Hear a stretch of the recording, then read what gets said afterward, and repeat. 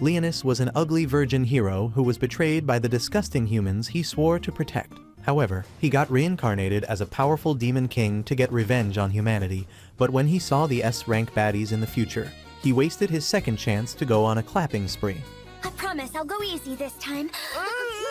In the year 428, Leonis traveled to a town with two of his fellow heroes, Betrayal, the Great Sage, and Saint Terrace, to battle some monsters. To quickly resolve the issue, Betrayal began casting a high-level spell which also affected the humans. However, he wasn't worried, as Terrace could bring them back with her resurrection powers. Leonis could not bear to witness such an inhumane act, so he interrupted Betrayal's spell and began slaying the monsters the old-fashioned way. As the people cheered him on, Betrayal and Terrace watched him with annoyance, and the old man mentioned that very soon, Leonis would learn a lesson. About 4 years later, Leonis was sent on a solo mission to a village to help them with the monster problem they were having. Unfortunately, the mission turned out to be a trap, and he was captured by the kingdom's soldiers. They strung him up like a piece of meat, and when he began struggling to free himself, they stabbed him with spears before bringing him down to bleed to death.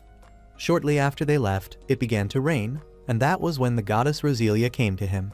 Roselia asked him to join her cause and offered him a chance to get revenge on those who betrayed him, and he agreed. Sometime after joining forces with Roselia and becoming a demon lord, Leonis returned to his castle after a battle. Roselia was there, so he happily informed her of his victory over their enemies and told her about how he befriended Blackest. Roselia congratulated him on his victory and his new friendship, telling him that she had a reward in store for him. This reward was the holy sword he had wielded during his time as a hero. However, Roselia transformed it into a demon sword. Before handing it over, she made it clear that he would need to meet a certain condition in order to draw the sword. Years later, the war between the Demon Lord's army and the heroes was reaching its peak. While the battle raged on, the Demon Lord Leonis was informed by Sherry and Blackest that they were losing and that their castle was the last of the demon strongholds still standing. Upon hearing this, Leonis checked his magic crystal and got pissed when he saw the three heroes who were turning his soldiers into Legos. He wanted to go out and show them who their daddy was, but Blackest advised him against it. He reminded him of the mission given to him by the goddess Roselia, so Leonis decided to back down and wait until he was reincarnated to do the clapping. In the present, two girls named Rhysselia and Regina were playing Dora the Explorer in Leonis's castle until they stumbled upon a door which Rhysselia opened up. At the far end of the room was the giant crystal in which the body of Leonis lay. He kept dreaming of when Roselia gave him the mission to find her when he reincarnates, and that's when he opened his eyes to find Rhysselia banging his crystal. He then shattered it from the inside, which created a shockwave that sent her flying. As she lay there, Leonis approached her unconscious body in an attempt to revoke her living license. However, she woke up before he attacked and asked what a brat like him was doing in a nest of monster voids. He thought she was tripping until he looked at his reflection and discovered that he was a human, which meant something went wrong with his reincarnation. He was still processing his situation when Rhysselia began fussing over him and almost suffocated him with her huge melons. Immediately she let go of him. He collapsed from hunger, so she had to share her rations with him. While he ate, she introduced herself as a knight in training from the 7th Assault Garden's Excalibur Academy, but when she asked about him, he only told her his name. Seeing that he couldn't give any valuable information, she assumed he had been kidnapped by voids and probably lost his memories from the trauma. Confused, Leonis asked what a void was, so she explained that they were the enemies of humanity who suddenly appeared 64 years ago. She was still explaining when Regina radioed in to say that she'd encountered a void, and the room suddenly began to shake. Immediately, Rhysselia tackled Leonis to the ground, and just as she promised to protect him, an ogre-class void broke through the wall. She then began shooting at it, but all her efforts proved useless, so Leonis decided to show her how it was done. Unfortunately, before he could begin aura farming, his feet got caught in his cloak, and he fell, so he began cursing his little legs. Just then, Regina came in and began shooting the creature with her huge cannon. She promised Rhysselia that she'd handle the void and told her to get Leonis to safety, so Rhysselia left with him. On their way out, they were ambushed by a wyvern-class void, so Rhysselia told Leonis to run and charged at it. Instead of leaving, Leonis decided to prove he was no Sakura, but before he could complete his spell, Rhysselia pushed him out of the way and got hit instead. When Leonis went to check on her, memories of the day he died and was brought back by the goddess Roselia flashed in his mind.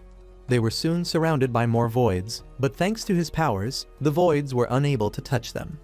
He then summoned his staff and took out the voids, using a gravitational and fire spell, after which he healed Rhycelia. When the girl finally woke up, she hugged Leonis and asked how she'd missed her appointment with the Grim Reaper, so he explained that he'd used his magic to heal her. Unfamiliar with the concept of magic, Rhycelia assumed he was talking about using his holy sword, which was something that had manifested in the form of weapons in the humans in that era and was used to fight voids. She told him that she had yet to manifest her holy sword, but said Regina had one, which was what she'd used against the void earlier. Speaking of Regina, the girl showed up a few moments later, and they all exited the ruins together. Outside, Regina asked about Leonis, so Rhycelia explained that he had been abducted by the voids and couldn't recall anything but his name. As they rode towards the city, Regina introduced herself as Rhycelia's maid. Rhycelia then revealed to the astonished Leonis that the city was called the 7th Assault Garden. Looking at the city brought memories to Rhycelia's mind, and she recalled what happened 6 years ago. She used to live on the 3rd Assault Garden, but it got attacked by a large swarm of voids, and while the knights tried to defend the city, she, Regina, and some NPCs hid in a bunker. Despite being scared, the young Rhycelia had assured Regina that everything would be fine come morning because her family was above fighting the voids. Unfortunately, when everything was over and they were let out of the bunker, Rhycelia learned that her entire family had been isekai'd. Back in the present, Leonis and the girls arrived at the city, and as he looked around in awe, Regina entered tour guide mode. She explained that the city was a mega ship which was designed to conquer the Grand Line and destroy the void colonies. While she told him more about his new home, Rhycelia called someone and informed them that she'd sent over the data from their investigation. She also told the person about Leonis, saying he had a holy sword, which surprised Regina, so she asked about it when Rhycelia got off the call. The latter explained that Leonis had used his holy sword to heal her in the ruins and said that it qualified him to enroll at the Excalibur Academy. Since Leonis was clueless about their discussion, Rhycelia explained that the academy was an educational institute where those who possessed holy swords were trained to become holy knights.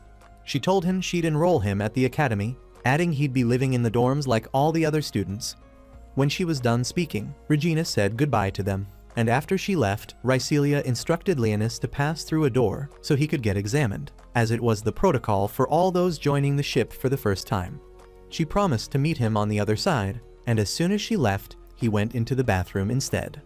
There, he lamented his world domination plans going to the dogs because of his new body, which was restricting him from using his powers properly. He then summoned Sherry and Blackus and told them that he wanted them to run reconnaissance on the humans. He said they should find out everything they could about their military capabilities and might, but warned them not to use their powers, as this updated version of humans was unfamiliar with magic. Shortly after they parted ways, Leonis passed through the door he was supposed to, and had to suppress his mana, so he wouldn't draw attention to himself. After collecting his new ID, he came out on the other side, and Rhycelia took the card to schedule his holy sword inquiry, which she explained was a test done to assess the properties of a person's holy sword before they can be fully enrolled at the academy. With that done, they rode into the city, and Leonis was left awestruck when he saw how big the defense building was because it made his so-called fortress look like a Lego toy set. As Rhycelia gave him a tour, she suddenly felt lightheaded and almost collapsed, but she assured Leonis that she was fine and just tired. Before continuing on their way, she noticed some students training at the outdoor training center and commented on how she would return after resting to do the same. When she mentioned her lack of a holy sword again, Leonis wondered if she was a Nepo baby because it didn't make sense to him that someone without a holy sword would be enrolled at an academy built for people who possess them. On their way to the dorm, they bumped into Musil, a pompous nitwit, who thought he was the Henry Cavill of their time because his negative riz somehow bagged him a harem. He began mocking Rhycelia, and she tried to ignore him, as talking to him might reduce her IQ, but this idiot blocked her way. He told her to join his platoon since she badly wanted to be a knight, but she turned him down, saying she didn't hang out with brain-dead fools. As she tried walking past him, he grabbed her by the hair, which annoyed Leonis, so he hit the disrespectful fool with a spell and forced him to his knees. He then told Musil that if he ever touched Rhycelia with his filthy hands again, he'd cut off his shriveled balls and feed them to him. Scared, Musil summoned his holy sword and tried using it against Leonis. But before he could, Elphinae arrived and cautioned him. She reminded him that it was against school rules to use holy swords for personal fights and threatened to send footage of the incident to the administrative board if he didn't leave. After he complied, Elphinae introduced herself to Leonis as the data analyst of Rhyselia's platoon and scanned his body to get his measurements. Just as she told Rhyselia that she'd have some clothes ready for Leonis, Rhyselia felt lightheaded again and had to rest against a tree to steady herself. Later, at the dorm, while Leonis was in the bathroom, Rhyselia came in, and as she began helping him, she asked if he'd like to join her platoon, even though they were the underdogs of the academy. Intrigued, Leonis asked why she wanted to become a knight when she didn't have a holy sword, Emotional, damn it! and answered that it was because she wanted to become like her role model, Mulan, and protect those she loved. The next moment, she suddenly fell and was unable to move. So Leonis touched her thigh and activated the magic seal that had appeared after he healed her in the ruins. Immediately, she grew fangs and began sucking on him, and when she finally pulled back, he revealed that he hadn't healed her and she was still dead. The next day, when Rhyselia woke up to find herself in her bed, Leonis explained that he'd carried her there with his magic. This made her question who he was, so he told her that he was the reincarnation of Merlin, the greatest sorcerer to have ever lived. Since she didn't understand the concept of magic or sorcerers, he explained that in the past, magic was something people possessed, just like how they possessed holy swords in this era. He then revealed that he'd resurrected her as a vampire queen and said she'd drunk his blood because her mana had depleted and she needed his blood to refill hers. Rhyselia struggled to come to terms with her new identity, but maintained her composure and told Leonis about her past. She revealed that she was an orphan, as she had lost her family to avoid attack and had been taken in by the academy. Since she came from a long line of holy knights, she'd been training hard to hasten the awakening of her holy sword. However, that was yet to happen. She expressed her concerns about not getting one now that she was dead, but Leonis told her not to worry about it. He said even if she didn't get one, it wouldn't matter because she had now become stronger than before. Later that day, they went to the cafeteria and Leonis learned that all the fortune he had was now useless. This was because the only form of payment that was now accepted was alchemically forged silver and not the gold he had hidden away. He was still trying to come to terms with his new broke status when his attention was drawn to Sakuya, who just walked into the cafeteria. She was with two men who were pestering her to pay what she owed, and when she told them that she was broke, they told her she could pay by taking her clothes off. Annoyed, she pulled out a wooden sword and knocked them to their knees before threatening to go samurai on them the next time they dared to act like uncultured swines towards her. After they ran off, Rhyselia and Leonis approached her and Rhyselia introduced them to each other, after which she bought them lunch. While eating, Leonis inquired about Sakuya's uniform, which looked like it came from the Edo era. Sakuya explained that it was the traditional attire of her homeland, Auran, and said she wore it as a tribute to them since the voids wiped every one of them off the face of the earth. After lunch, Rhyselia took Leonis to his inquiry and Alto, the Inquisitor, asked him to show her his holy sword. Playing along, Leonis summoned his staff, so the woman asked him to show her what it could do. As she began preparing a simulation to fit his staff, Leonis leveled the void simulators before him. Shocked and impressed by how well his tool worked, she decided to prepare an alternate simulation. However, bird-brained Musil showed up at that moment with his mindless baddie harem in tow and challenged Leonis to a duel. Grateful for a chance to finally show everyone why he was the plotline of the story, Leonis agreed. As Musil readied himself for the fight, his girls did the same, prompting Rhyselia to point out the unfairness of the situation. Leonis assured Rhyselia that he didn't mind, but she refused to listen and insisted on fighting alongside him. Upon hearing this, Musil said if they lost, she would join his platoon, and Leonis told him that if they won, he was never to come close to Rhyselia again. Rhyselia then selected a normal sword, and after Alto told them the rules of the match and signaled for them to begin, she charged at the girls. While she dealt with two of them, Musil ordered another one to take Leonis down, but the Demon Lord blocked her attacks using shadows and then used the same shadows to throw her off her feet. Seeing this, Rhyselia asked Musil to stop hiding behind the girls like a scared little wimp and fight like a real man. This statement made the students watching the match begin murmuring, and it unsettled Musil because he couldn't afford to let his street cred be tainted.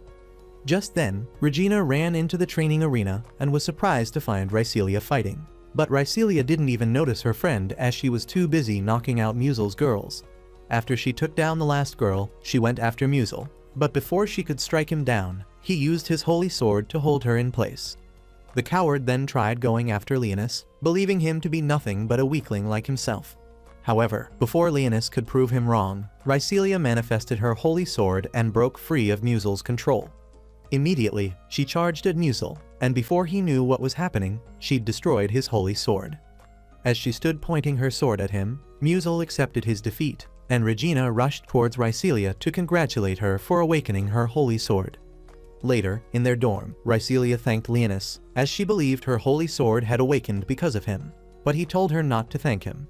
He then explained it was her instincts as a minion to protect her master that forced her holy sword to awaken. Still, Rhycelia thanked him and promised to protect him with her life, after which she asked him to help her train so she could become stronger. After dinner, Leonis visited Elphinae to provide his biodata for the Academy's network. He inquired about her holy sword, the Eye of the Witch, which she used for collecting and analyzing data instead of combat. Elphinae shared that, after witnessing 2 teammates die in her previous platoon while serving as the main attacker, her sword lost its ability to fight, so she joined Rhycelia's platoon and became their analyst. After her story, she finished uploading Leonis's data, and he asked if he could get a copy of the map he saw on her computer screen. She gave him a tablet with the map, and after explaining how it worked, she let him leave. Leonis returned to Rhycelia's room, and as he looked at the map, he observed that there were correlations between the places where he'd fought the heroes in the past and the places where the void outbreaks occurred. He then summoned Blackus and the wolf, briefed him on what he'd learned so far about the ship and how it worked. When he mentioned that the ship was powered by a large mana crystal, Leonis said he wanted to get his hands on it, as it would be beneficial to his course. After Blackus left, Sherry showed up and informed him that no one in the city knew about him or the war that occurred 1,000 years ago. This led Leonis to suspect that someone had tampered with history, which didn't surprise him much, as he always knew humans were shady. At the same time, a team investigating void activity underneath the ship found a plant-like creature attached to one of the anchor chains, and it attacked them. The following day, Leonis woke up, and as he was reminding himself of his mission, he felt a slight pain in his neck and realized that Rhycelia had snacked on him while he slept. Immediately, he went to her room and forced her awake using his powers. Surprised, Rhycelia asked how he'd commanded her body to move, so he explained that the seal on her body allowed him to compel her to do his will. Since she was a bit dirty-minded, Rhycelia asked if he could also compel her to make plot with him, and he responded, saying he preferred a wormhole over an icy one. He then asked why she'd sucked on him without waking him up to enjoy it, and she apologized, explaining that her urge had been too much for her to endure. Later, in the military command center, a meeting was held and all the top dogs of the city, including Alto, were present. They were shown the last footage the missing team sent before they were attacked, and Alto wondered out loud if the thing that attacked them was a Void Lord or a mutated Void. This statement caused the men to panic, as they all knew that the appearance of a Void Lord would spell doom for the city. Their opinions were divided on what course of action to take, so the acting commander ordered a reinvestigation of the route to determine what it really was. Later that day, while Leonis and Rhycelia trained, Leonis had Rhycelia fight his skeletal army, and after the training, she offered to buy him lunch to thank him. In another part of the city, Sherry got a job in a restaurant, but as a maid, she was so bad at kitchen duties that her boss sent her to sweep the front of the shop. Just as she was about to step out, she spotted Leonis and Rhycelia buying donuts and quickly hid. From her spot, she complained to herself about how she hated the fact that Leonis was going around with the female Gojo instead of her. Curious as to why Rhycelia was so special to Leonis, Sherry decided to tail them after they drove off. A short time later, Rhycelia arrived in front of the restaurant she had told Leonis about. Some brats came out of the restaurant to greet them, and Rhycelia explained that they were orphans living there. When they went inside, one of the boys lifted Rhycelia's skirt. Yeah, boy. So Leonis decided to step in and teach the brat a lesson. However, he stopped because Rhycelia laughed it off as a joke. Just then, the owner came down, so Rhycelia did the necessary introductions, and once the orphans heard Leonis had a holy sword, they begged him to show it to them. Unfamiliar with this kind of attention, Leonis didn't know how to react, but thankfully, Rhycelia took the attention away from him by offering the orphans donuts. At the same time, the second team sent to investigate the root void discovered that it was no longer attached to the anchor. This left them perplexed, but Elphinae's sensors detected vibrations beneath the city. Following this, the higher-ups were informed about the missing root void, causing them to worry.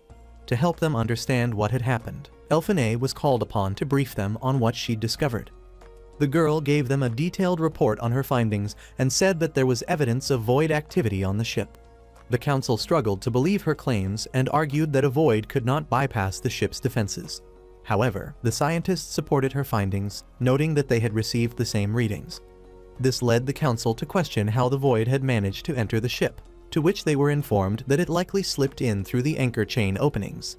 Still in disbelief, the board chairman asked why they had yet to track down the void, and Elfine explained that it was because the void had masked its presence. The man called her a liar, saying voids were the dumbest things on the planet after Yorex, so it was impossible for them to possess any intelligence.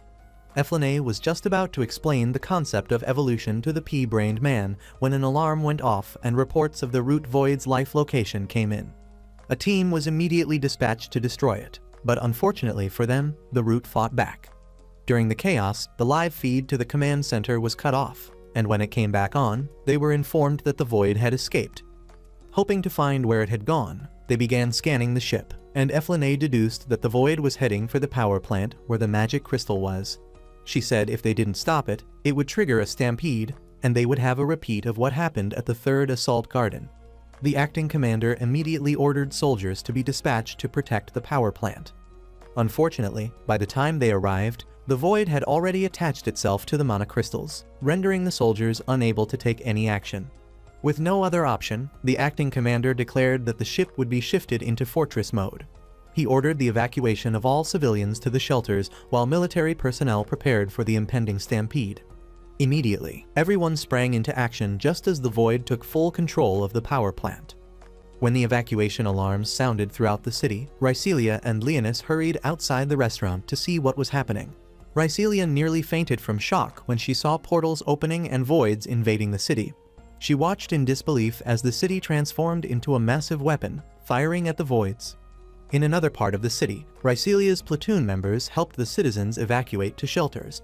However, Regina was worried about Rhysselia and asked Elfine if she'd been able to contact her yet. Elfine said she hadn't, explaining that communications were down, but she assured Regina that Rhysselia would be fine.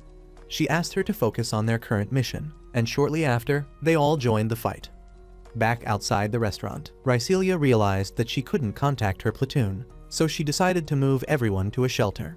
As soon as she disappeared inside the restaurant, Sherry materialized before Leonis, who found it strange that she had shown up without being summoned. However, he was glad she'd come and instructed her to go and assist Elfine, Regina, and Sakuya. Sherry didn't want to go and told him she'd rather stay by his side and protect him, but Leonis told her he didn't like clingy girls and demanded she do as she was ordered. Soon after she left, Leonis noticed that the voids had reached that part of the city, so he let Rhysselia know. She then instructed everyone to remain inside the restaurant, promising that she and Leonis would protect them from the voids. When the voids attacked, she engaged some and chopped off their heads, while Leonis used fire magic to burn the rest. As more portals opened up around the city to allow more voids in, Sakuya and Regina fought some Ogre-class and Wyvern-class voids. Things continued going smoothly until a Hydra-class void dropped down into the middle of the city, bringing with it some Dragon-class voids. As they began destroying the cannons, Leonis decided it was time for him to go big and use a high-level spell. He asked Rhysselia to handle the small fries, and as he began chanting the spell to defeat the dragon, it dawned on him that he was doing too much to save a human city. However, he pushed those thoughts aside and completed the spell, so fireballs began raining down on the voids. When Rhysselia was almost hit, he ordered her to stand still, assuring her that as long as she didn't move, she'd be fine. The rain of fire soon ended, but the dragon was still standing, and it even tried to barbecue Rhysselia, but she moved out of the way before it could. The next moment, Blackus came out of the shadows and attacked the dragon, so while it was busy trying to shake him, Leonis began chanting again. This time, his spell was powerful enough, and it took out the dragon once and for all, surprising Rhysselia. As she moved to go to him, the ground opened up, and the roots of the Void Lord grabbed her. Leonis tried to go after her, but the Void Lord stopped him by sending up more roots to block his path. The roots then took on the form of a face which belonged to Ericale, revealing that he was the one responsible for the chaos. Leonis attacked Ericale with a fire spell, But the new and improved Swamp Thing managed to escape and crawled back into the ground. Since he had taken Rhycelia with him, Leonis tried going after them, but Blackus stepped out of the shadows and stopped him, letting him know that the orphans and the owner were watching him. Leonis then approached the group and told them to return inside, but they refused and begged him to save Rhycelia. He assured them that he would, and before he embarked on his rescue mission, he erected a magical barrier around the building. He also summoned 2 skeletons and ordered them to guard the place. After he returned to Blackus, the two prepared to go after Ericale, but stopped when Leonis heard Elphane's voice coming from Rhycelia's earrings, which had fallen off as she was being dragged away. Picking it up, he told Elphane what had happened to Rhycelia and asked her to track her location using her holy sword so he could go get her. Elphane declined his request, saying it was crazy for an inexperienced half-wit like him to embark on such a dangerous mission. She told him to come to where she and the others were, and said that she would contact the platoon in charge of that district so they could look for Rhycelia. Leonis argued that it would be too late by then and begged her to trace Rhycelia's biosignature, so she agreed. A few seconds later, she told Leonis that Rhycelia was in the power plant, so he thanked her. The moment he cut off communication, Regina called out to Elphane, telling her to move out of the way. Unfortunately, it was too late, and just as Elphane was about to get taken out, Sherry beheaded that void using her whip.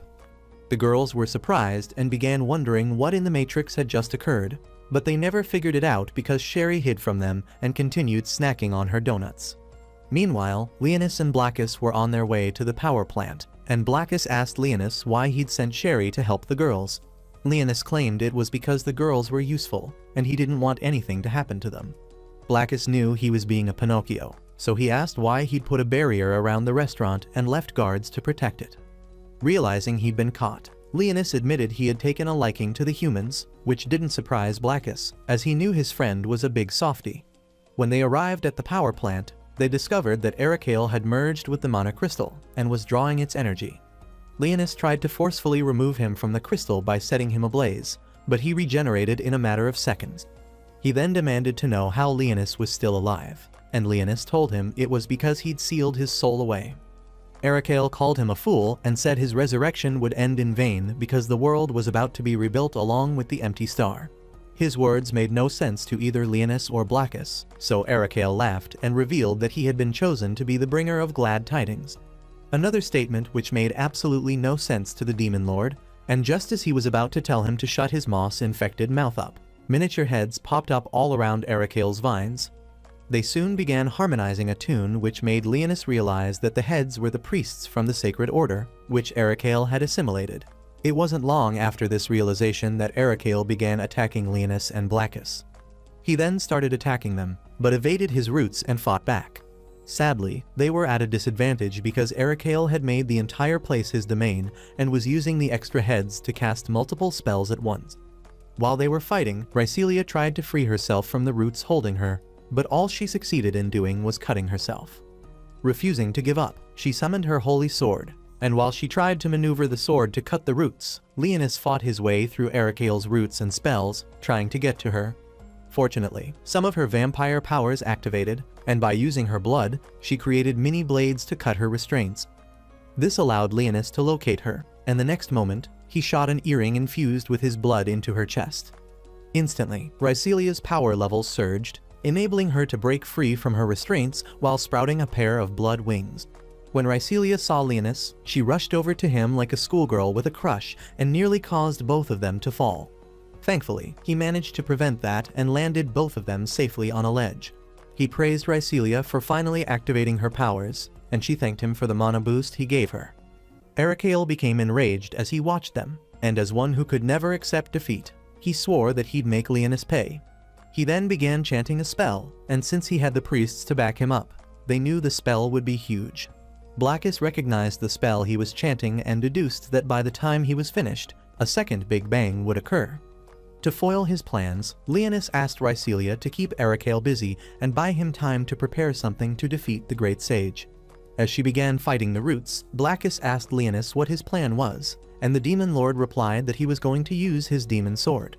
Blackus reminded him of what Roselia had warned regarding the sword, but Leonis confidently stated that he knew what he was doing.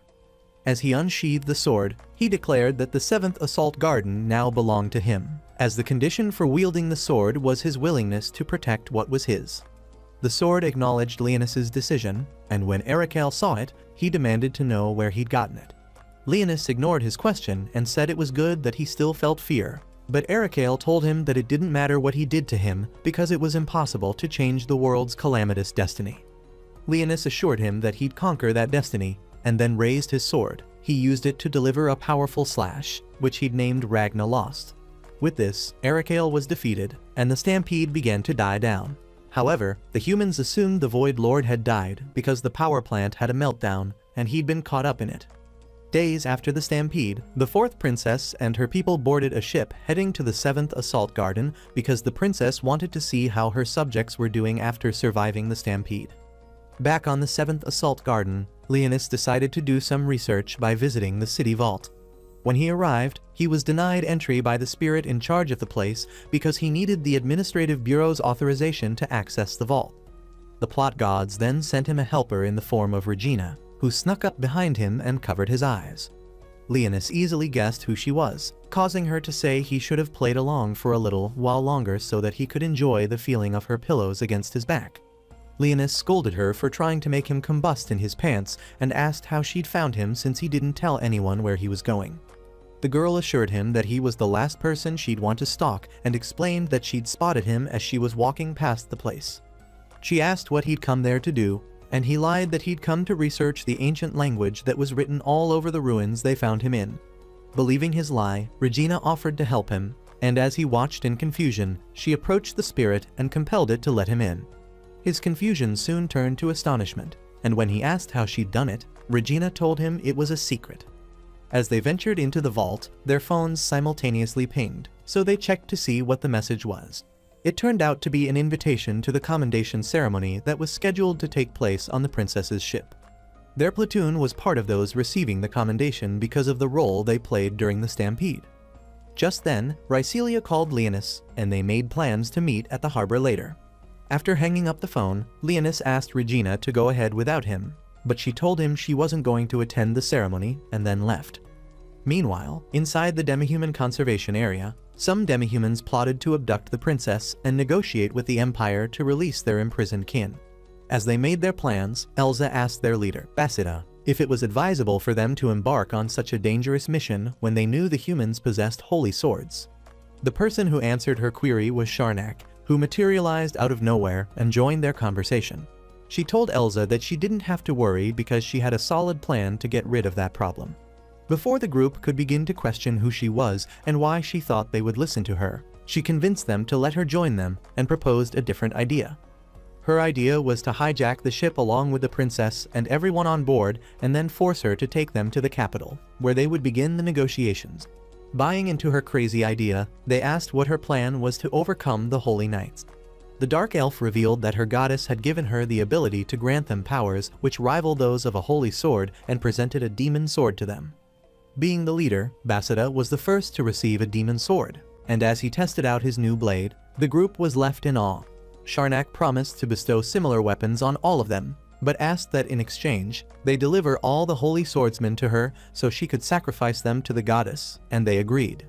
Later that day, when Leonis arrived at the harbor, he took a stroll and visited some stalls so he could buy a gift for Rhysselia. He deluded himself into believing he was doing it to reward her for being a good servant and not because he had grown fond of her. As he made his way to the ship, the princess came out on the deck to wave at her subjects, and he told himself that it was a nice tactic to keep the people loyal. Rhysselia and the others soon arrived, and after Leonis approached them, he gave Rhysselia the gift he bought for her.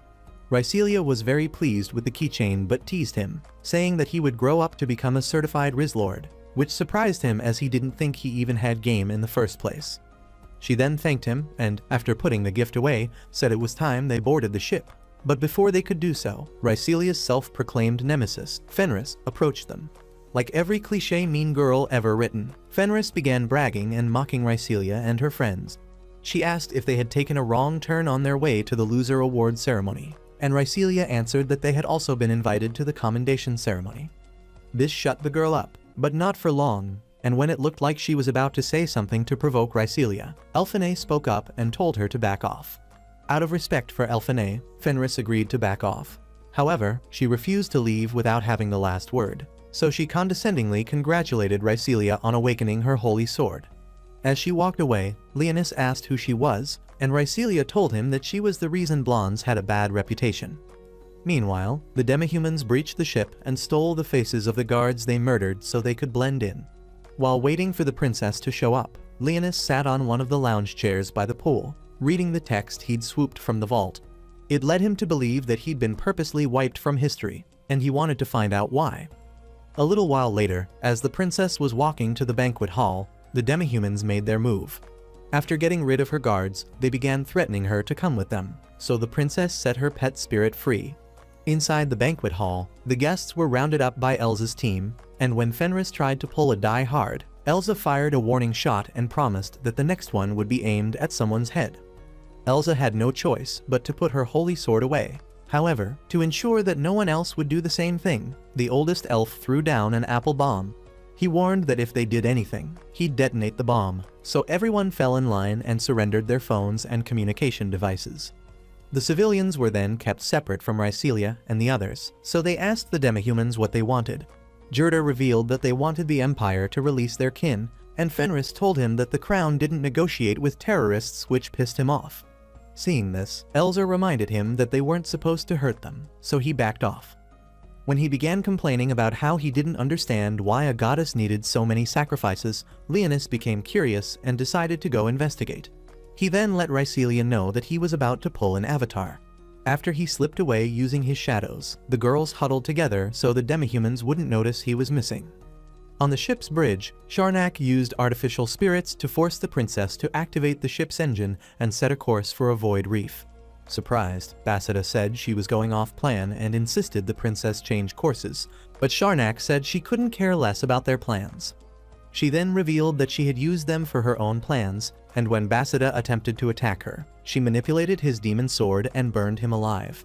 Fearing for his life, Juraf kept quiet and agreed to do everything Sharnak wanted. Meanwhile, outside, Regina found the princess's pet spirit, and when she touched the spirit, she heard the princess's voice begging for help. Regina immediately grabbed the spirit and jumped onto the ship just before it sailed away from the port. In the hallway, she ran into Leonis, and when he questioned her presence on the ship, she said she'd come because her little sister was in danger. For context, she revealed that she was actually the fourth princess of the Empire. However, she'd been tossed aside because of the circumstances surrounding her birth. It turned out that on the night she was born, the Red Star, which the people nicknamed the Scarlet Calamity, had been in the sky. Since it was considered a bad omen for royals to be born when the star was out, the king ordered that she be mailed back to heaven.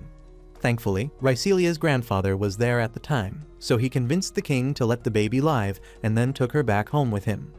There, he handed her over to Rhysilla's father, who took her to his home and raised her alongside Rhysilla as her maid to keep her identity a secret. However, the only people who knew her real identity aside from Rhysilla's family were her platoon members. Realizing that her story was dragging on, Regina said that she'd found her sister's pet spirit and had learned the situation on board the ship from it. It turned out that all members of the royal family could connect with spirits, which explained how she'd managed to manipulate the owl at the vault. Leonis then told her that he'd slipped away from the banquet hall unnoticed to look for the princess and asked her to join him. Regina quickly accepted the offer and put the spirit down so it could lead them to the princess.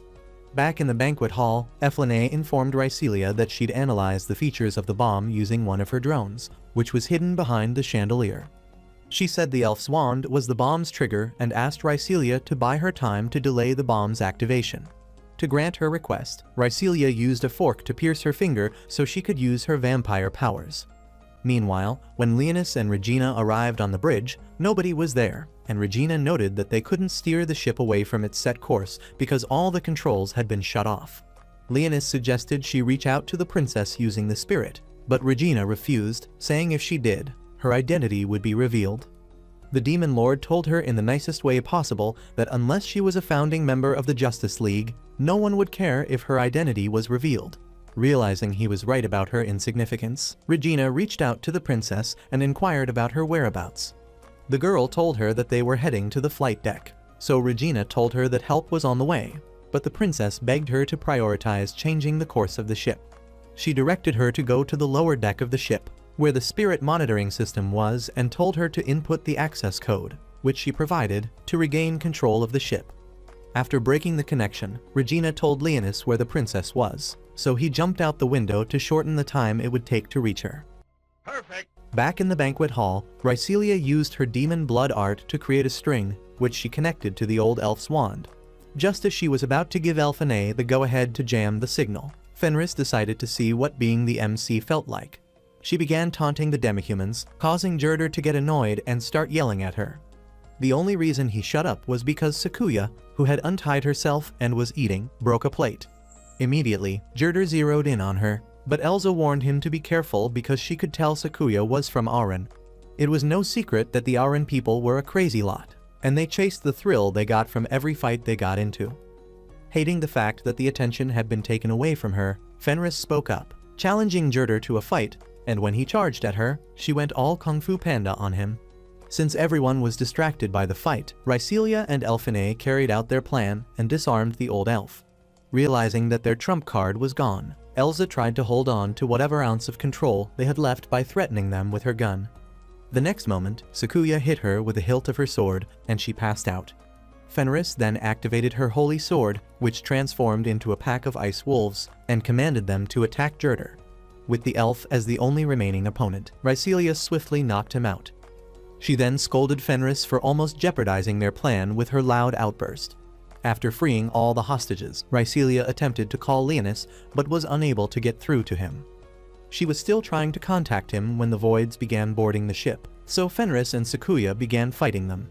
Elfine and Rhycelia started helping the civilians out of the room, and while they were doing this, Leonis contacted Rhycelia through the keychain he'd gifted her. He told her to go assist Regina, but Rhycelia explained that she was needed in the banquet hall because of the Voids. Leonis assured her that he'd made arrangements to handle the Voids, so she left Elfine in charge of crowd control and left to find Regina. The girls did their best to keep the Voids at bay, but things escalated when a Void, nicknamed the Brain Eater, showed up. Sakuya then asked the others to head to the other room and protect the people while she stayed back to fight Mr. Octopus. As soon as they complied with her instructions, Sakuya let loose, unlocking a secret technique, which turned her holy sword into a demon sword. At that same time, Regina and Rhycelia arrived at the lower deck, and after getting rid of the Voids there, Regina went to do what she needed to do while Rhycelia stood guard. Outside, Sharnak forced the princess into the airship and left poor Giraffe to die at the hands of the Voids. However, as Sharnak attempted to fly off the ship and escape, Leonis held the airship in place using his shadows. Inside the hall, Sherry helped the girls slay the remaining Voids, leaving them confused again, as they wondered who had helped them. In the main room, a tired Sakuya rested after having slayed Squidward's more evil twin. Back outside, Sharnak faced Leonis and scoffed in disbelief when he introduced himself as a demon lord. She told him that he was being delusional, but Leonis made her eat her words by countering the spell she attempted to use against him. He then bound her with his shadows and asked her to tell him the name of the goddess she served. Before Sharnak could say anything, her body began shaking, and a sword forced its way out of her body. Leonis recognized the sword as the Demon Lord Slayer, the evil trashing blade, Zolgstar Mazikis, and wondered how it had gotten there. Before his very eyes, the sword transformed and opened portals to bring more Voids to the deck. He tried to destroy the sword, but it still possessed the powers it had when it was a holy sword, so it countered Leonis's spell. Before he could think of another way to destroy it, it teleported and reappeared behind Leonis just as the Demon Lord noticed the princess was in danger. Leonis took out the Voids, but couldn't do the same with the sword. Regina, who had been observing them from the camera on the deck, began controlling the guns and opened fire on the Voids and the sword. Unfortunately, that did nothing against the sword, so she began launching missiles at it, and surprisingly, Rhycelia came flying out of one of the missiles like a jack-in-the-box. After she landed in Leonis's arms, he instructed her to take on the Voids while he took on the sword. He then pulled out his demon sword and destroyed the corrupted sword, using Ragna Lost. Later, when everything was over, the princess thanked Rhycelia, Elfine, Sakuya, and Fenris for saving her and everyone else on the ship. When she inquired about Regina and Leonis, Rhycelia explained why they were missing from the gathering. The princess expressed sadness at not getting the chance to thank them, but Rhycelia assured her that they wouldn't hold it against her. She then told the princess that Regina wished her a bright and joyous future. Meanwhile, Leonis was lying in bed at the dorm because using the demon sword had maxed out his mana. Regina came into the room to check up on him, and he assured her that he'd be fine after some rest. The girl knew he would. However, she wanted to show gratitude to him for helping her, so she kissed him and told him to keep it a secret. Days later, as the remaining members of the demi-human rebel group were being chased by the Holy Knights, Leonis came to their rescue. Feeling like Medusa, he turned the knights to stone and then revealed himself in the most theatrical way possible, hiding his face behind a mask. He forced the confused demi-humans to their knees and introduced himself to them as the demon lord, Zal Vals. After his introduction, he gave them two options. They either pledged their loyalty to him or got caught by the knights. The choice wasn't an obvious one, but the demi-humans decided to take their chances with the masked psycho and pledge their loyalty to him. Just as he opened a passage leading to the hidden labyrinth he created for them, his phone rang. The person calling was Rhycelia, and she wanted to know where he was. Leonis quickly hung up before his cover got blown and then proceeded to make a dramatic exit, leaving his new subjects confused. It turned out that Rhycelia had gone looking for Leonis in his room, but had found Sherry sweeping the floor instead. Believing her eyes to be playing tricks on her, she closed the door, and when she opened it again, the maid was gone. Shortly after, Leonis appeared in his dorm room and, after stashing away his cloak and mask, he ventured out to search for Rhycelia. He found the girl getting dressed with her door wide open and quickly looked away. Unfortunately for them, the writers had decided that this fanservice moment needed a plot twist, so Regina walked in. When she saw them, she asked if she needed to place a call to the authorities, and they assured her that it was all a misunderstanding. After Rhycelia got dressed, they sat down to eat the sandwiches Regina brought, and their conversation soon shifted to the rumors that their dorm was being haunted. This was because people had been seeing Blackus and Sherry hanging around the place. Rhycelia immediately agreed and told them that she'd seen the maid sweeping Leonis's room. This prompted Leonis to make a mental note to tell his people that they were bad at keeping a low profile. Rhycelia then asked Leonis where he'd gone that morning, and he lied, saying he'd gone to train in preparation for the practice match they had later that day. The girls told him it was a wise decision and said they had to do their best if they wanted to beat Fenris's platoon and rank up. A few hours later, the practice match began, and Rhycelia and Leonis worked together to take one of the flags belonging to Fenris's platoon. Elphinae had the important duty of guarding her platoon's main flag while also watching over her team.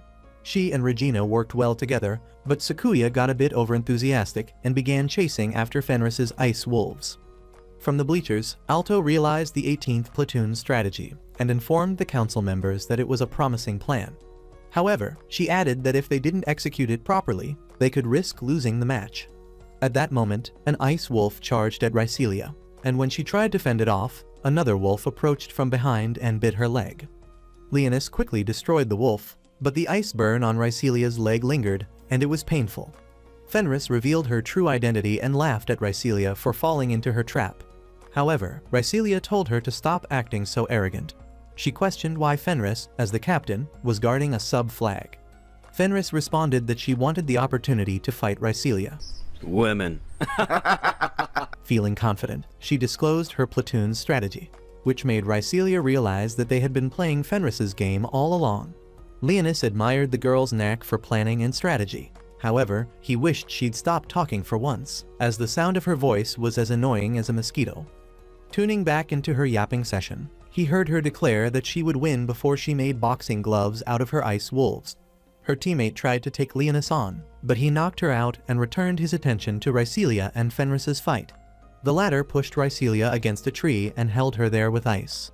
Rhycelia managed to break free from her ice cuffs and charged at Fenris, knocking her down and standing over her with her sword.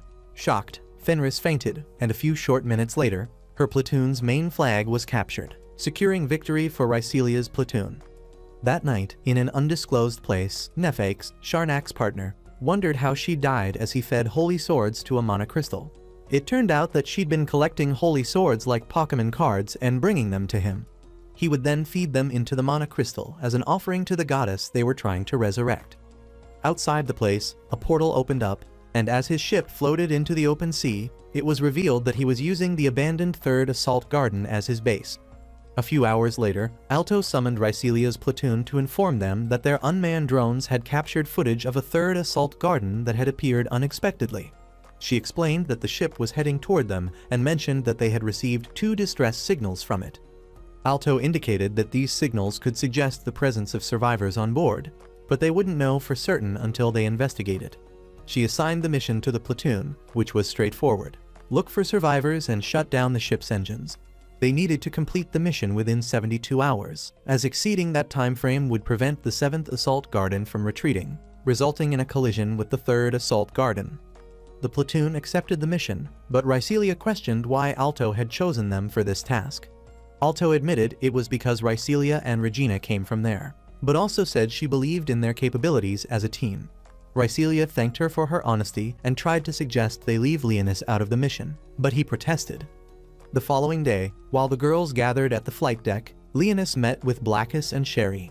He tasked Blackus to watch over the city in his absence and instructed Sherry to accompany him. Sometime after they left for their mission, Regina became bored, so she made Leonis lie on her lap so she could clean his ears. While she did that, Leonos drifted off and dreamt of the past when Roselia told him she would disappear from the world soon. Leonis had thought she was joking, but she assured him that he wasn't and said she would be reincarnated 1,000 years from then. She told him his mission as her loyal servant was to find her in her new body, but made him promise to do something if she ended up turning into something else.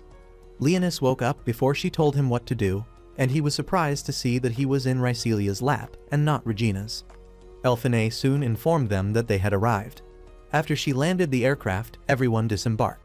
Ryselia then instructed Regina, Sakuya, and Elfine to determine the exact location where the distress signal came from.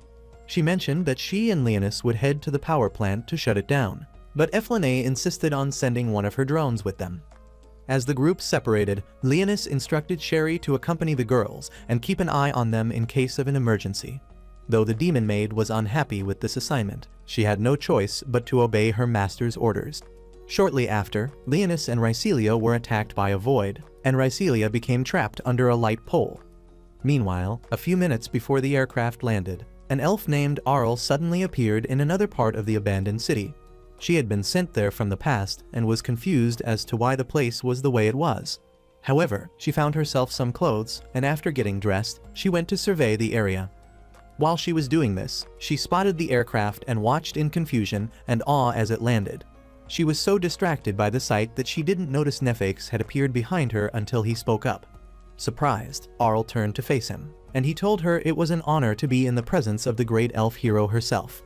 Hearing this, Arl became defensive and cautiously asked if he was also from the past. Ignoring her question, Nefex introduced himself and said he knew she was there to destroy the goddess's vessel. His words made her distrust him, so she deemed him an enemy and tried to attack him, but he disappeared. The next moment, a void came up behind her, so she turned her attention to it, preparing to fight. At the same time, Ryselia and Leonis were also getting attacked, so Leonis used his shadows to teleport Ryselia to an underground tunnel to prevent her from getting hurt.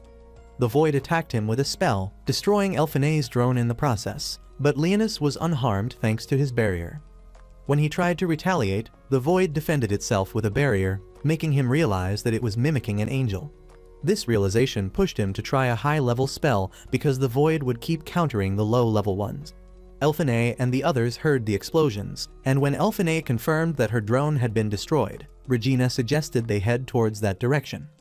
Back where Leonis was, the void kept attacking and countering all his spells, but he managed to defeat it using a fireball spell and a lightning spell. With the void gone, he rushed to check on Ryselia, who assured him that she was fine until she tried standing and discovered her legs were affected. Leonis told her not to worry and said that her vampire abilities would heal her. However, it would take a while. He suggested finding a place to lay low until she had healed, but as he was speaking, he noticed some figures approaching them. Immediately, he attempted to attack, but Ryselia stopped him, saying that her mana counter wasn't detecting any signals. As the figures drew closer, they were revealed to be ghosts, and Ryselia recognized the crest on their clothing as belonging to her family. William, who seemed to be the leader of the group, asked if they had come because they had received their distress signals. Confused as to why ghosts were sending out distress signals, Ryselia asked what their aim was, and William explained that they had wanted to warn them. He said a Void Lord had taken up residence in the power plant and merged with the mana crystal, and once it was done absorbing all the energy from the crystal, it would awaken. Rhycelia told him that they needed to confirm if his story was true because nobody would believe them if they said ghosts had given them the information. She said if they gathered evidence of the Void Lord's presence, they could convince those back home to evacuate. William promised that they would help her gather the proof, but he suggested that she go with them to her family's estate and stay there until she was fully recovered. When they reached the surface, Rhycelia was surprised to find that the ghosts had sent a limo to pick her up. I don't think you have the facilities for that, big man. Leonis thought this was impressive, but he decided to summon his skeleton horses to pull the limo to their destination because he wanted to get there faster. Meanwhile, the others encountered Arl, and since she mistook them for Nefix's accomplices, she challenged them to a fight. Sakuya accepted her challenge, and after they fought for a few minutes, she overpowered the elf. However, she acknowledged that her victory was due to the fact that Arl was injured. It turned out that the elf had been hurt badly while fighting the Void and was only pretending to be in one piece. Back inside the limo, Rhycelia asked for her daily blood fix like the junkie she was becoming, and Leonis didn't hesitate to offer his neck. You know what time it is? After she'd sucked him for a while and still didn't pull back, Leonis told himself that if he didn't stop her, he would be drained. The next moment, Elphinae, who had been trying to reach them, finally did, so Rhycelia pulled away to speak to her. She assured the worried girl that they were fine and informed her that they were heading to her family estate. She said they would wait there until Elphinae and the others got there so they could all go and investigate the power plant together. Elphinae agreed, but said they would head out after treating Arl's injuries, so Rhycelia asked who that was, and Elphinae told her that they suspected she was a survivor. After the girls hung up, Leonis gifted Rhycelia a dress, which he swore would increase her powers whenever she wore it. Using his magic, he compressed the dress into her body like it was a shopping bag from Gucci and told her that if she wanted to use the dress, all she had to do was imagine herself wearing it. Still in the Christmas spirit of giving, Leonis then gifted Rhycelia 3 skeleton keychains, saying they were good luck charms. At the same time, in the mall, the girls were holed up. Regina finished treating Arl, and then the interrogation began. First, Sakuya gave her a new shirt and then asked what her name was since they never got around to doing introductions. Arl answered her question and apologized for attacking them, but the girls assured her that it was all water under the bridge. From where she'd been standing, Elphinae said that she couldn't find Ark's name in the database of the 3rd Assault Garden. When she began questioning Arl's presence on the ship, the elf turned the question back on them. Elfine answered that they were there to investigate the possible void activity happening in the abandoned city. Arl didn't understand what she meant, but decided that she wouldn't stress over it because it didn't concern her.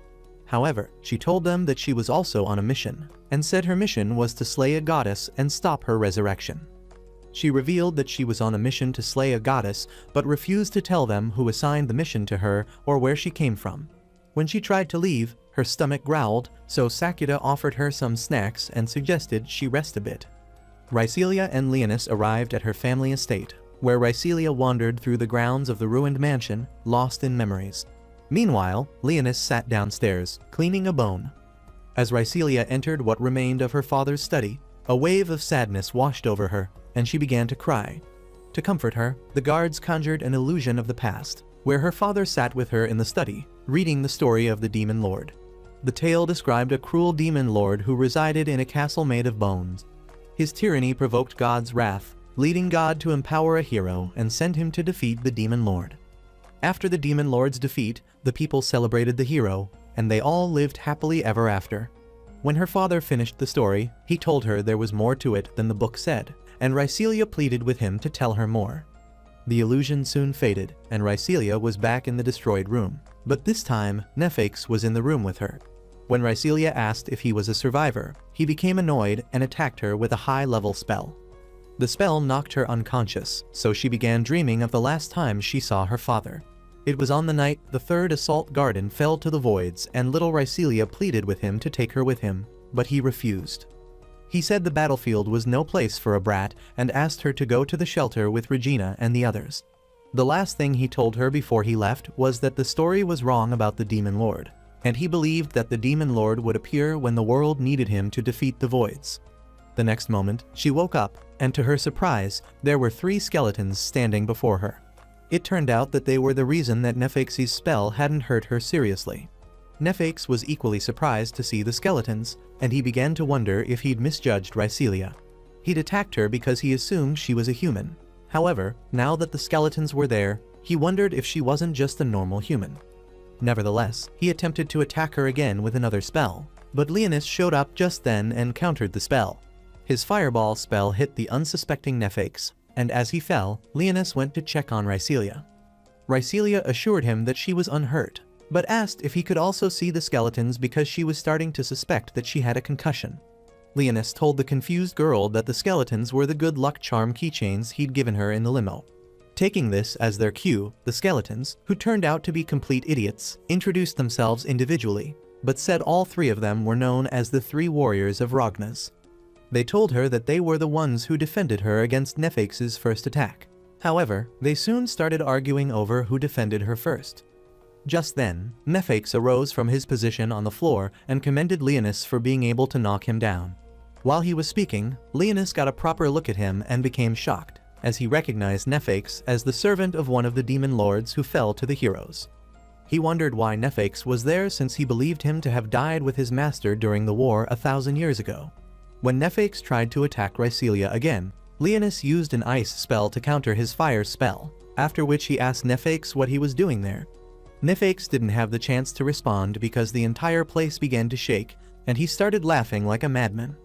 He then said that Saint Terrace had fulfilled her role and was now a vessel for the goddess, prompting Leonis to ask which goddess he was referring to.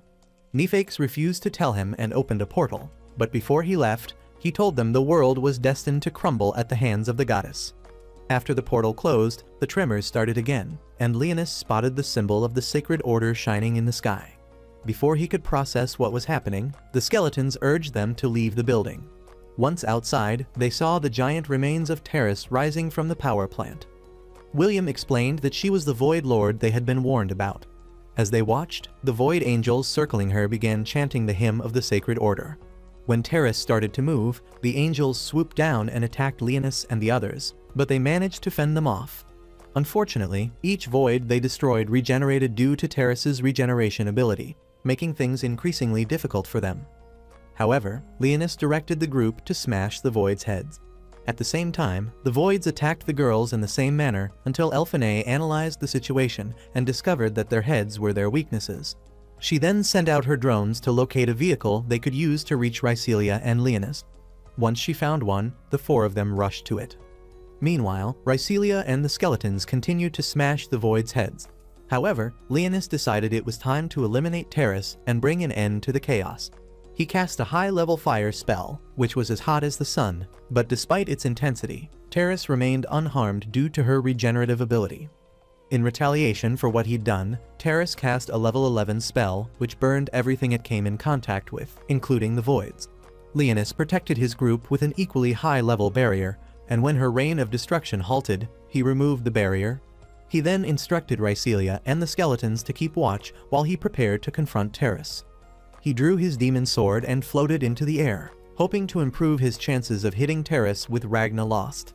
However, as he focused on his attack, he heard Roselia's voice coming from within Terrace's body.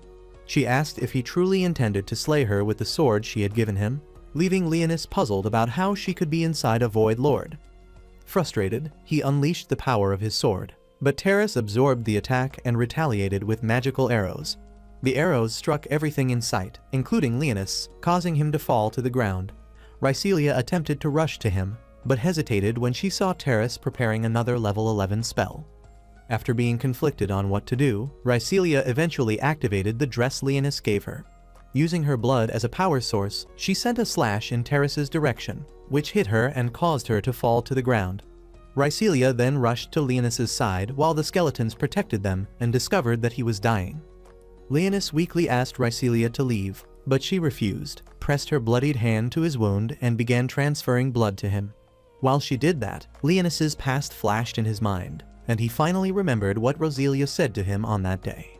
She had told him that if in the future he found her, and she was something else, she wanted him to slay her with his demon sword. Leonis responded that he couldn't keep such a promise, so she told him that he should ensure that he found the real her. The next moment, Leonis opened his eyes and declared that the fake goddess would die by his sword. He thanked Rhycelia for saving his life and asked her to give him a piece of her dress, which he used to repair his damaged shirt. Magic. Just then, Terrace started getting back up, so the Demon Lord informed his minion that he wanted to get rid of her for good this time. However, he needed a little help in the form of mana because using the sword the first time drained most of his mana. Hearing this, William and the other ghosts approached him and asked him to convert their souls into an energy source. They also asked him to use the souls of all those who died on the day of the stampede and were still trapped there, since theirs alone wouldn't be enough. Looking at the ghosts, Leonis realized that it was Terrace's resurrection abilities that gave them astral forms. When Leonis still didn't say anything, William pleaded with him to grant them this last wish, so Leonis assured him that he would. However, as he began gathering up the other souls, he told William he had a job for him and his friends. He then summoned some skeletons and merged their souls with them, so that they could stand with Rhycelia and fight for the first and last time. His instruction to Rhycelia was to lead them into battle and keep the voids at bay until he finished gathering all the souls to vanquish Terrace. On the other side of the city, Elfine got the bikes to work, and Arl asked them to let her go with them, saying she had a duty to fulfill.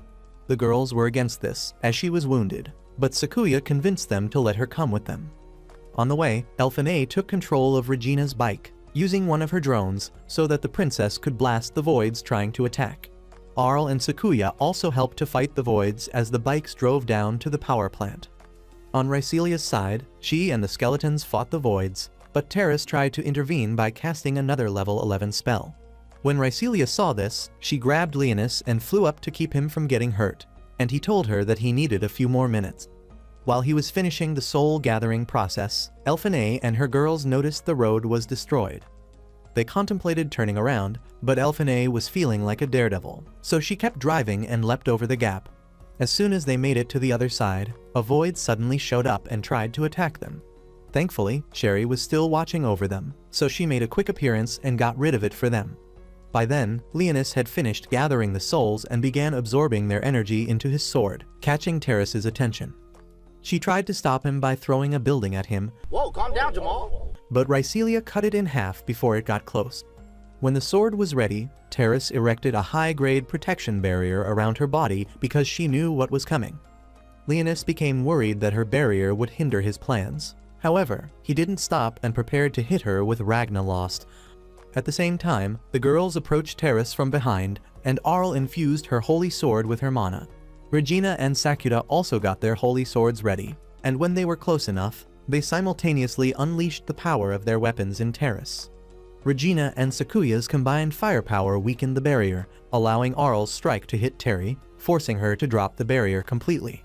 As Terrace held her side in pain, Leonis became distracted and wondered who was powerful enough to hit her and cause damage. However, when Terrace turned to face him, and he began hearing Roselia's voice again, he remembered his mission and unleashed Ragna Lost on her. As she burned, Arl fainted, and Rhycelia heard her father's voice telling her that the Demon Lord would return and rid the world of voids. After Terrace's complete annihilation, the ship stopped moving, and all the voids disappeared. William and the other ghost then said goodbye to Rhycelia, and she asked them to say hello to her family for her. After the ghosts left, Regina and the others showed up, so Rhycelia happily rushed to them. After she and Regina embraced, Leonis joined them, and to his surprise, he saw Sakuya carrying an unconscious Arl.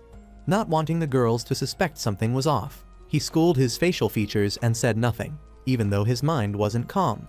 He kept trying to make sense of the elven hero's presence and future, as the girls waved down the aircraft which came to take them home. This thought didn't leave his mind, and on the ride home, Rhycelia noticed he was troubled and asked what the issue was. Leonis answered that there wasn't an issue and quickly changed the topic by asking what book she was reading. She told him it was the fairy tale book her father used to read to her about a demon lord and the hero who defeated him. To pass the time, she told him a part of the story, and Leonis argued that they were all inaccurate. Rhycelia asked how he knew this, and he said it was simply his take on the story. However, he made a mental note to read the book, as it was the only thing in that era which talked about him, even though they were all lies. When he returned his attention to Rhycelia, she told him that he reminded her of the demon lord from the story, which shocked him. Later, Leonis filled Blackus in on what happened in the third assault garden, and Blackus was surprised to learn that Nefix was there. He was also surprised to learn that he was behind Terrace resurrecting as the vessel of the fake Roselia. Leonis told him that he was sure Nefix would show up again and said that when he did, he would make him reveal all that he knew. Sherry then reminded Leonis of Arl and cautioned him to be careful, so he wouldn't blow his cover, as the woman had good deduction skills. Leonis told her that he would and ordered her to shadow Arl until she learned why the elf was in that era. Rhycelia came into the room the next moment, so the maid quickly made themselves scarce. Thankfully, Rhycelia hadn't seen them, so she focused her attention on Leonis, asking if she could get a mana refill, and he agreed. Hours later, Arl awoke in the infirmary, and when she realized she was still in future, she concluded that her mission was yet to be over. As quietly as possible, she left her bed, located her sword, and then ruined all her stealth efforts by blowing a hole in the wall so she could escape. The sudden explosion caused alarms to go off, and when Leonis heard it, he looked outside his window and wondered if there would come a day when things didn't get rowdy. Do you think Leonis and Roselia used to make plot while he was in his demon lord form, or were they only about world domination? If you've watched up to this point and loved the video, you can check out the next video. See you guys in the next video.